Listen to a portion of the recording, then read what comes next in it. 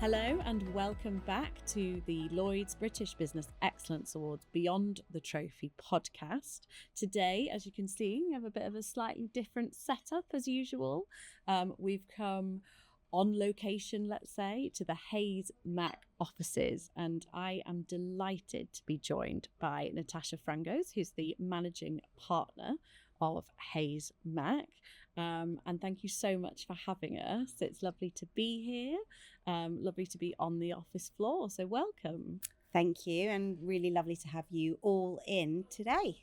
I think I was just thinking in my head that it's so nice to actually come to the business to see it alive and well, and you don't really get the feel for a business until you immerse yourself in it. So I'm really glad that we've come on location today for that.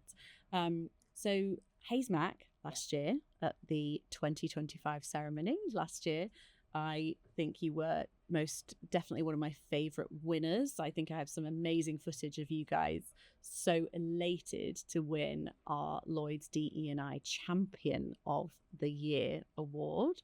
So congratulations. I get the impression that it's a really important award for you to win and embedded in your personal leadership style, which we'll get into. But just to begin with, I think, for our listeners and the people watching, it would just be lovely to know a bit more about your career and, what brought you to this point and a bit more about your journey. Yeah, no, thank you for that. It was a great evening, actually, and we had a very enthusiastic winning walk to collect it. But it really did mean a lot to us, actually. We'd worked collaboratively as a team in the submission and then in the pitch, and so it really felt like a nice milestone, great recognition for that team effort to get to that moment. But as you say, I've been here for a very long time, so I came in as a grad. Oh wow. Yeah, so straight out of university. And then I have held various roles in my time here. So I headed up the creative media and tech team for nearly a decade and loved running that team and, creating the market strategy for it and how we showed up. It involved working with people from across the business, so multidisciplinary team, and just love working with clients from those sectors. And then after that, I was asked by the managing partner before me to be part of his management board. So that was my first firm-wide leadership role, and I sat on there as head of corporate. So that kind of oversaw the sector's strategy for all the sectors. And that was really a tough role because most of it was through COVID. So it was a first firm-wide leadership role, doing it remotely. I had 3.5 going on 4-year-old twins running about at home. Okay. I had a teenager homeschooling, and so it was a crazy time. And then I was elected into this managing partner role in 2022, and obviously it's been a great privilege leading the firm coming up to 4 years now. 4 years. I didn't realise that. So when it comes to the firm overall, I mean, I was looking at your company financials. You've had something like 80% growth, I think, in the last 5 years. It's incredible. So, when it comes to that growth, let's start with that before we go into the specifics of the award. How do you think that's happened? What's really driven the team to get to that point? And do you think there was that the strategy, for fast high growth? And it's actually quite a short space of time, really. Yes, it is a relatively short space, and it's all organic, so we haven't made any acquisitions along that way. So you're absolutely right, it is the team driving that growth. I think it's really important to also say that it's kind of not growth for growth's sake. So I would say we've been really measured and clear on the areas we want to go after in the market, and what range of services and also what range of sectors, and also the type of client that we're looking for.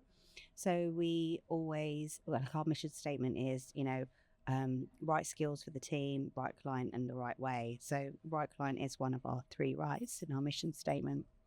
For us, that means finding a client that's obviously in an area that we are specialist in, advising, right risk profile, but also one that is exciting and a growth account, but also one that values the advice we're giving, treats our people with respect. And we have stopped working with clients that don't do that, because I think it's really important to demonstrate to the team that yes, we are ambitious, yes, we want more clients and we do want to grow, but it's not at the expense of having people that don't treat our people appropriately.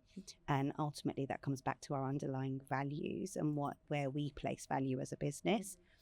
I'd say that we are quite entrepreneurial as in mindset, and we involve people coming through their careers in new initiatives. So yes, you might be somebody that's come to do your tax exams or your audit exams and you qualify here, brilliant. But actually we look for what else is it that keeps you in, that sort of you have a passion about or that you're interested in, and then we encourage you to get involved in that if we have something in the business that kind of will bring that to life. And a lot of our sector specialisms arose from people just being really passionate about working with a group of clients. And things like our DEI committee is so successful because the people that are in there are truly genuinely passionate about making a difference there. And that sort of culture, that environment of not feeling like you have to stay in your lane, brings up new ideas, innovation, and actually that is what then fuels the growth. Yeah, it's like an empowerment for everyone in order to feed what I call good growth. It's not just the taking the money for money's sake. Exactly. And reflecting what your true values are. So speaking of your true values, I think something that really came across, well, there's so much amazing things that came across during the program and all of our judging processes, but really it's your leadership, I think, that shines through. And I think that probably is embedded, you've probably had your own experiences perhaps that thought, right, well, that's the kind of leader that I would like to be. I don't know if you want to share a bit more about that, about your own personal leadership journey. Yeah, no, that's a really lovely question, and thank you for asking it. I would say that a theme probably of my life has been, and you can probably relate to it actually, having just had a very brief conversation with you just now, is sort of not accepting the status quo and like not being afraid to try something different. And if someone says no, well, that doesn't mean that's the end of that conversation, does it? So I guess I've had that probably instilled in me from my family and my parents, kind of thing as well. We are Greek Cypriot background, and when I was growing up, I remember the environment we grew in, some of the people that we were with were quite traditional in their backgrounds, and like there was this expectation that you'd get married relatively early, you'd have kids, and kind of that was the end of your career, whereas my parents were always like, you kind of go as far as you can. And so I think having that backing kind of really makes a difference.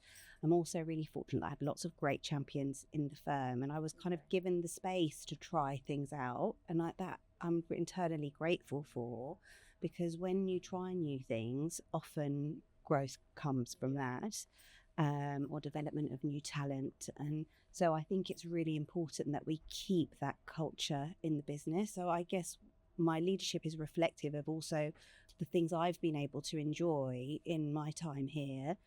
I would also say that the other aspect of my leadership is kind of thinking about what more do we need to be doing for our people, and also wanting to ensure we have a culture where people feel they can speak up and feel that they can succeed in their own way. Because I remember coming back to work after mat leave, now reflecting back on it, I was so stressed, and I felt that I had to carry that myself, and I didn't have to, but I just didn't. It was like, my first one was 14 years ago, so it was a different environment. But actually, if I had spoken up, I would have had the support, but the tools weren't there as readily as they are now. And so it's only now, in hindsight, that I see how stressed and how much anxiety I was carrying in trying to do it all. And so I think the other aspect is then making sure that we have the right tools and we have the correct forums to be able to support people who are going through big life changes, such as motherhood. Yeah. And that stress, it's funny, there's so many women I chat to, and it's so relatable. to talk about that coming back to work. So you're not only stressed because you're coming back after this life-changing moment, and then, am I going to perform? Am I doing everything that's expected of me as a woman? Am I going to still keep my job? What if I ask for reduced hours? Are they going to think that I'm less hardworking? And that all of those things. In my own experiences, I remember when I worked in a big corporate, our head of HR was a remarkable woman who really understood women's health and those moments. Would you say that so obviously you said 14 years ago was when you first came back from maternity leave. For the women in the business now, is there any sort of things that you could talk about that you've embedded that are important to you? Yeah, so I would say now we've got so many great examples of, part-time equity partners, so they've reached the top of their leadership in this business and they're working part-time because it's totally fine to do that because they've had a family and they've decided to come back in that way. And of course that then cascades down through all levels. We've got policies around menopause and, just when we talk about it, and we have events where we bring people in to talk about it, and we encourage others who aren't going through it to be in the room so that they can be supporters and understanding of what their colleagues might be experiencing. So I think, the return back to work, additional policies on women's health, I think are all things that I'm really proud of. Yeah. And we'll continue looking at those and evolving them and making them better. Like, it's an area that I think your work is never sort of done. Yeah.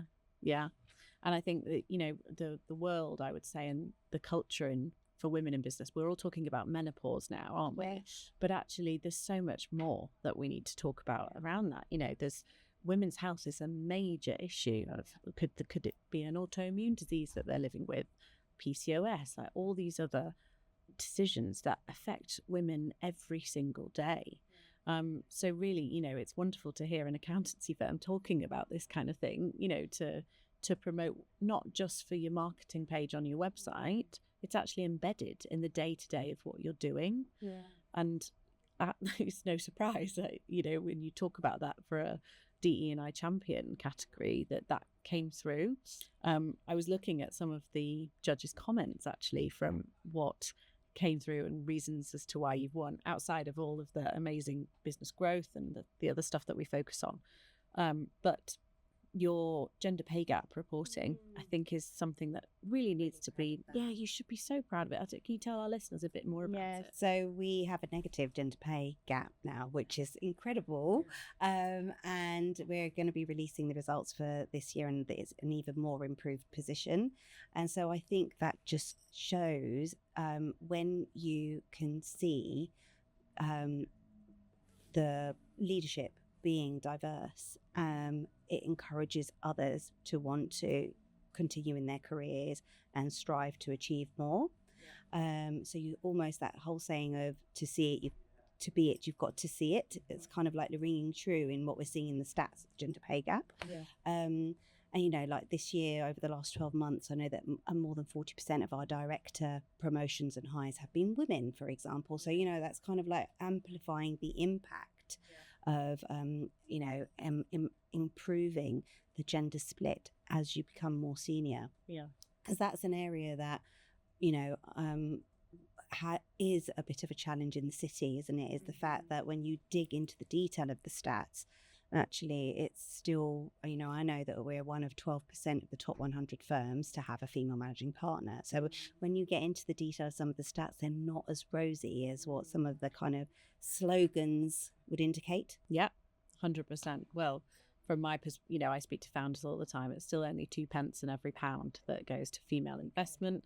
Regional funding is still a massive issue. Regional investments, the FTSE 100, I think that stat still exists, that there's more Steves than women than there are in FTSE 100 CEOs, which just, I'm sure I think in the FTSE 250 they've done a lot more, and the work of I think it's now the 50% club, it was the 30% club, the sort of spring shoots are there to show that change is happening. But I don't know the world of accountancy as much, so it's great to hear, in terms of your leadership and your vision in your world, basically to shine a light on what is typically a pale male style Environment. yeah, in the city. Yeah. So moving forward, I guess, because you've got this amazing, well, firstly, I've seen your trophy cabinet out in the hallway here, and it's pretty impressive with awards. So it's great to see that, that's a great way of showing the recognition for your team of all of that amazing work that you've been doing. But for you moving forward, what does the future look like for you, say in 2 years' time? Well, is there any major dents that you feel you still haven't made, or any more personal goals? Yeah, so I would like to, I'm really pleased with the progress we've made on the gender split, and how that then flows through into the leadership, the more senior positions, because I really do think that influences then the next generation of talent coming through.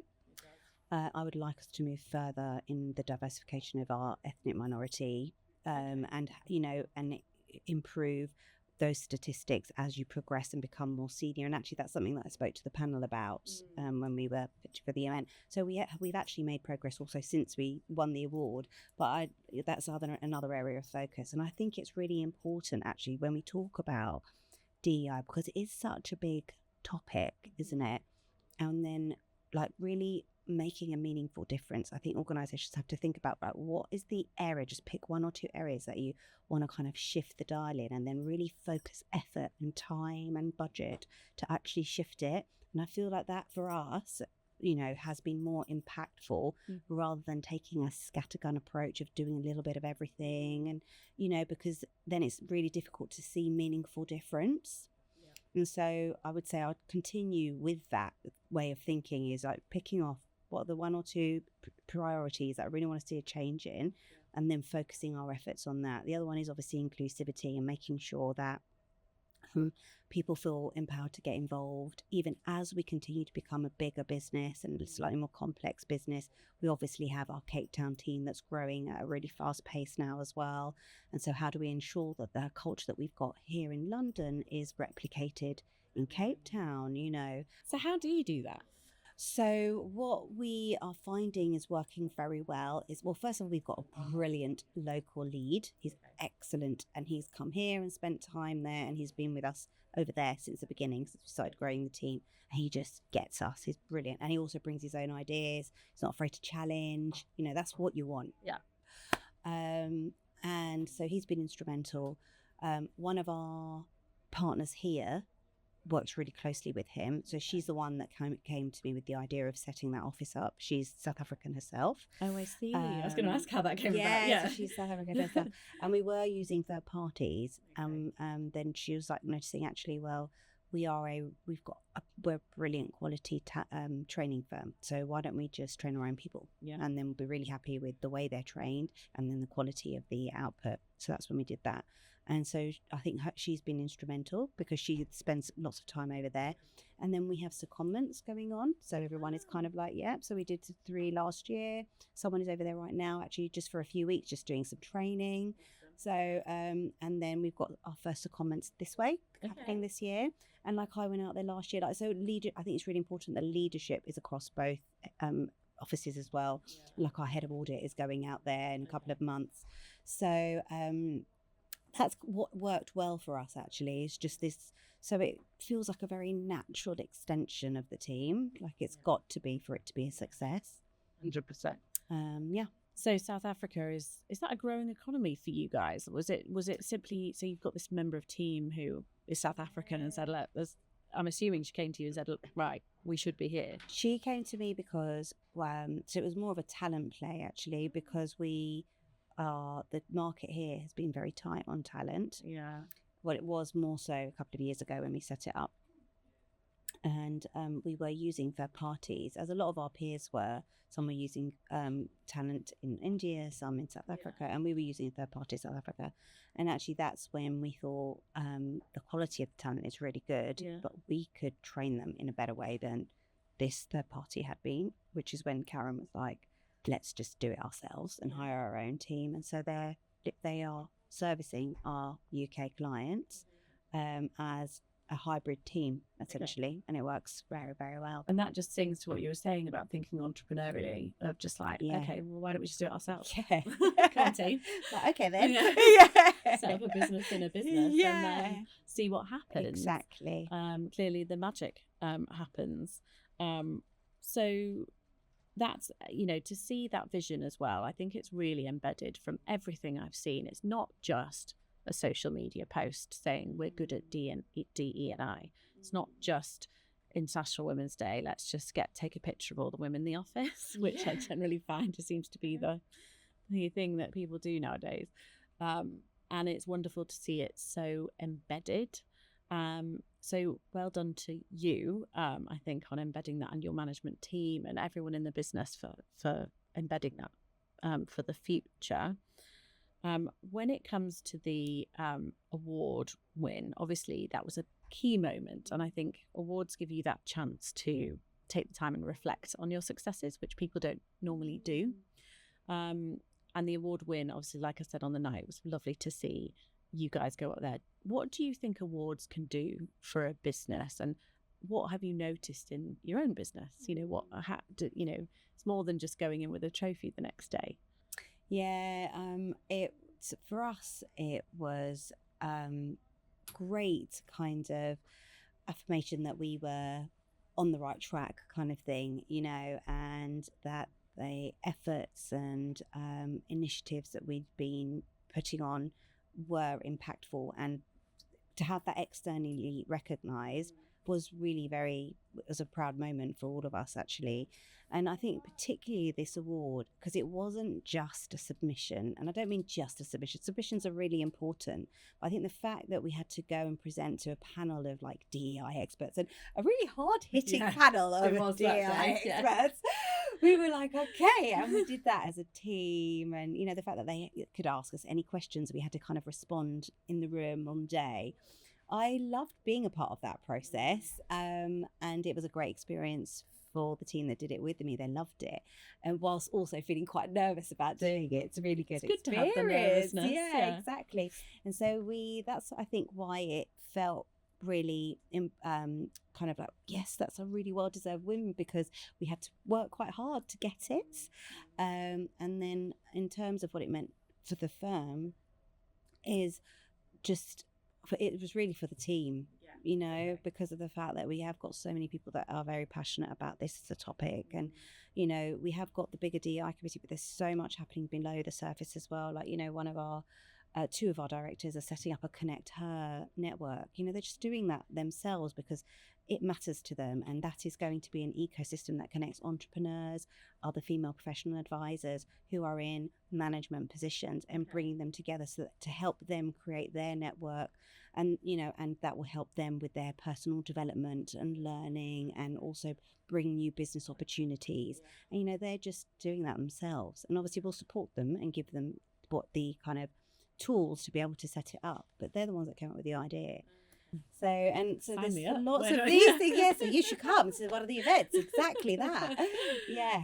Oh, fantastic. So if you were talking to, without giving away all of your industry secrets, but if you were talking to a business, maybe in this world of accountancy, or someone coming into a period of reflection and thinking about what awards, and what would be your main piece of advice to make ultimately that transition of like, don't just do a social media post, mean it? What would be your key piece of advice? I think it's really important to start with understanding where you are on the journey, and so that needs data. And so we run staff engagement surveys, for example, and we purposefully included questions that might be uncomfortable for some, but around DI and how we're perceived by the team, and how do you feel, do you feel anyone can succeed, and regardless of where they come from, and all these kind of questions which maybe some organisations might shy away from. But I think if you want to understand where you are, it's really important to just listen to where your team think you are. And then you know how to respond to the feedback. Then you'll be able to kind of lean into and identify the areas where you need to create a little bit of a plan around to change that perception through action, it's really important. I'm quite an action-focused individual.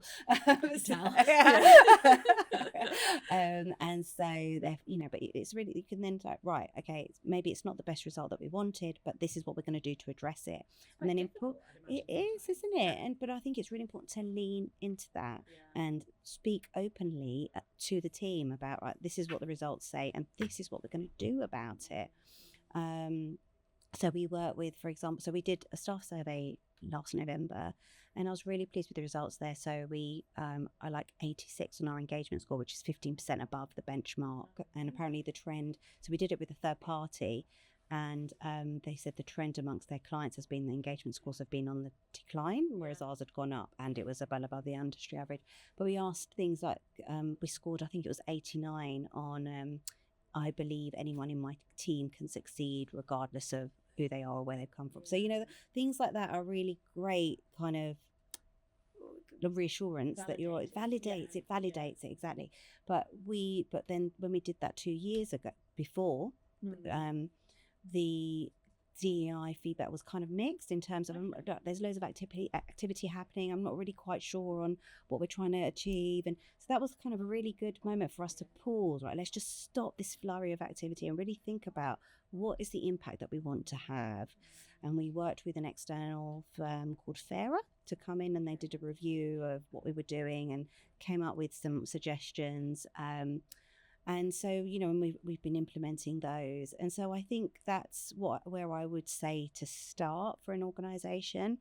And, whilst loads of activity can be seen as a good thing, if it's not having the desired impact, I think it's really important to think, what do we want the outcome to be? And then you design, a range of activity to try and achieve that outcome. Yeah. And then having the feedback loop. So I think when you try something, then thinking about, right, well, how did it land, and then responding to that feedback. So I'd start there before going to any external award. Like the Sunday Times, the first time we applied was on the back of a set of survey results, which were really strong. Of course, there were areas for improvement, and there always are. But because we'd had that validation from our team, we thought, okay, right, let's make something of this, give them the boost and the confidence exactly to move forward. And also it's great, isn't it, it's a great way of showing potential talent who you want to come and work with you. Actually, this is what our team say about us, because also Sunday Times, the team is based on what the team is saying about you. So well, and speaking of potential talent, and I think it's quite apt probably to finish on this, because whilst being here, I think I saw like 20 young people in the hallway. So many. I was like, what's going on here? Are they doing exams? What's happening? Is that what is happening? Is it like a young how does it work with the younger people? How do you inspire younger people to come into the firm? Yeah, it's a really good and really important factor for us, because we are partner owned. Okay, so and some of those partners are lateral hires, but the vast majority are people who we have trained and developed in the business. And so that early cohort of people are, in my view, and I say it all the time at firm briefings, at induction days, I'm like, I'm hoping are the leaders of tomorrow. Like, I'm here today, but in a few years' time, I'm not going to be here. And I hope that the leader that succeeds me is already in this firm, and then beyond them, they're in this room. And so that's how important that new generation of talent is. And so actually, when I was first appointed, I spent months looking at working with our grad and trainee recruitment partner, looking at our EVP, and how do we show up on a campus or in a school versus the big four? We don't have their brand, we don't have their budget, but what is going to be different about us that's going to make top talent want to come and apply for us? And the stats in how we've shifted the numbers that now apply is really very impressive. And it's because we've kind of been bolder in our messaging. And that was also one of my ambitions when I took the role on, was raising the profile of the firm, being really ambitious about the types of clients we want to go after, about the types of talent we want to attract. And I think it's that having that mindset then almost shows up in more ambition in the rest of the team and the firm and what they're striving for. And so we spent a lot of time looking at the EVP. We kind of spent time on campus. We've re-looked at all of our assessment centres. We looked at who was running those assessment centres from our team. We made sure that they were diverse. Like, you know, if you're coming into an assessment centre, you want to be able to affiliate with the people that are interviewing you. So we kind of like looked at all of that.